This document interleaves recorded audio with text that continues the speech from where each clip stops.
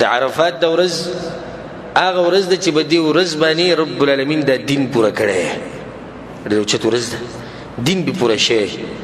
عمر بن خطاب رضی الله عنه هغه دا روایت ته په صحیح بخاری کې شته چې یو يهودي دا خبره وکړه عمر بن خطاب ته وې دا کوم آیت چې په تاسو نازل شوی دی کدا چې ته په موږ نازل شوی لاتخذنا ذلك اليوم عيدا نو موږ به د ورځې نه اختر جوړ کړی هغه ته دا کوم آیت ته نه دا آیت وته دی يهودي واورو دا آیت چې د عرفات په موقع باندې نازل شوی دی. الله سبحانه وتعالى په سورۃ المائده کې وایي اليوم اكملت لكم دينكم واتممت عليكم نعمتي ورضيت لكم الاسلام دينا. الله وینن ما پتا سو باندې خپل نعمت پوره کو دین می پوره کو او زه په دې راضیم چې اسلام ستاسو دیني. دا عظیم آیت او دا اوچت آیت دا کوم ځای کې نازل شوی د عرفات موقع. عمر بن خطاب رضی الله عنه قد عرفنا ذلك اليوم من تغرز معلوم ده من تغزیم معلوم دي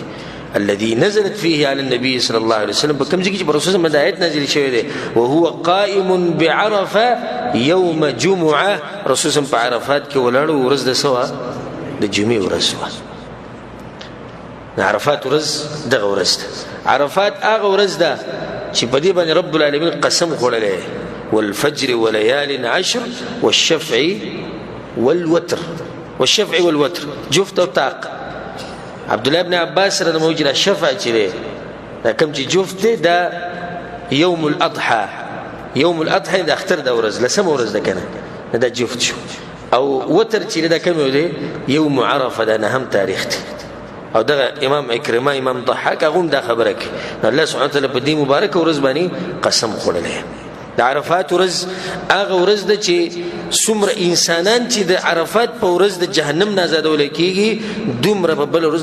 نه آزادول کیږي. حدیث کې راځي صحیح مسلم کې عائشہ رضی الله عنها رسول الله دا خبره کړې ده ما من يوم اكثر من ان يعتق الله فيه عبدا من النار من يوم عرفه.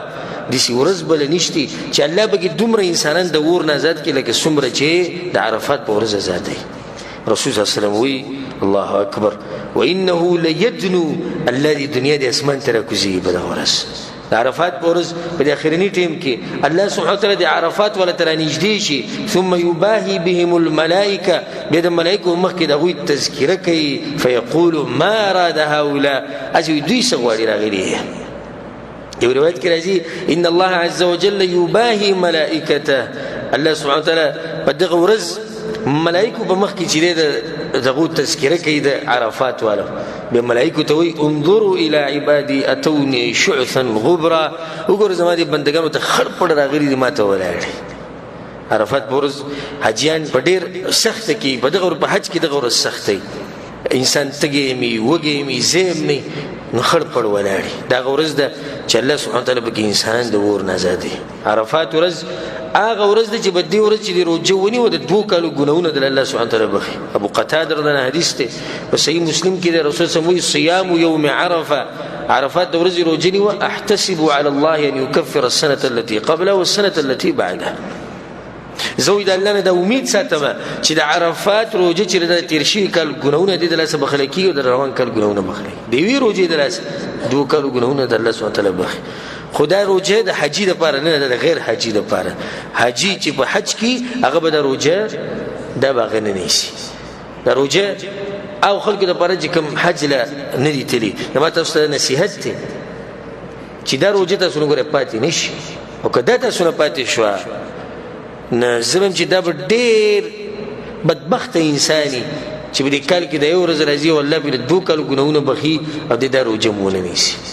په دغه ورځ ربي دا کار کوه چې ځان سره جماعت له نور کسانو بوزه لکه ته مثال کې لس کسان بود لکه ته چې لس روجي نه ودي څومره ثواب دي 15 دی بوتلو 2 دی بوتلو 3 دی بوتلو څومره چې کسان تاسو سره بوزان سره بوزي دومره به ثواب ته ډېر ملوي. عرفات ورځ هغه ورځ د رسول الله صلی الله علیه وسلم وی امام ابو داود امام نسائی رحمه الله دا روایت راوړي وی الحج عرفه رسول الله په حج کې هو غټ ورځ د عرفات ته ورځ ده دا غټ ورځ ده. په روایت کې راځي امام ترمذی رحمه الله راوړي رسول الله وی خير الدعاء دعاء يوم عرفه غور الدعاء اخذ عرفات د ورځ له دعاء دومره اوچته ورځ پر روانه ده چې کله موږ سوچ وکړو چې الله سبحانه وتعالی خلق غوښتلي دي خپل کور ته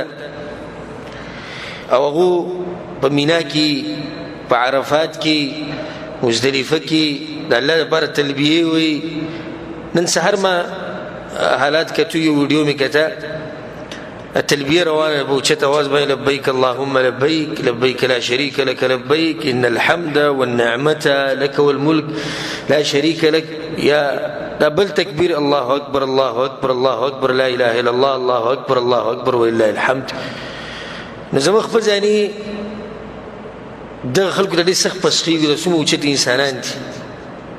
څومره اوچت انسانان دي کوم چې حج لتلي دي والله د حج نصیب کړي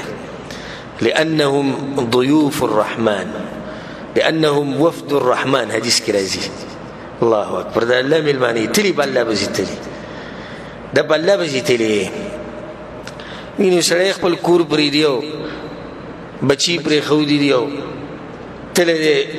سمره بستړی کیږي او سمره وګي کیږي او تګي کې دي مرشي ډیر جن مرشي کې دي شي مرشي ته هر څه ته غاړه خو دي ولي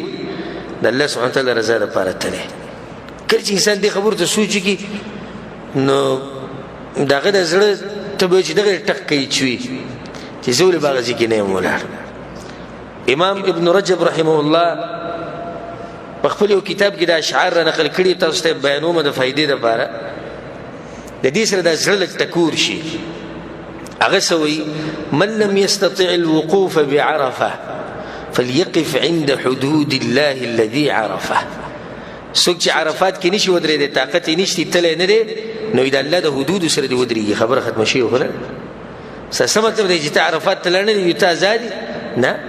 عرفات ولل تلګي دي بندگی کې نه تل الله بندگی کوا. من لم يستطع الوقوف بعرفه فليقف عند حدود الله الذي عرفه دي حدود سره ودري بيوي. ومن لم يستطع المبيت بمزدلفه مزدلفه کې چې شپه تیر نه کړه طاقت نشته ندته ما غو نصيحت کې فليبيت عزمه على طاعه الله ليقربه ويزدلفه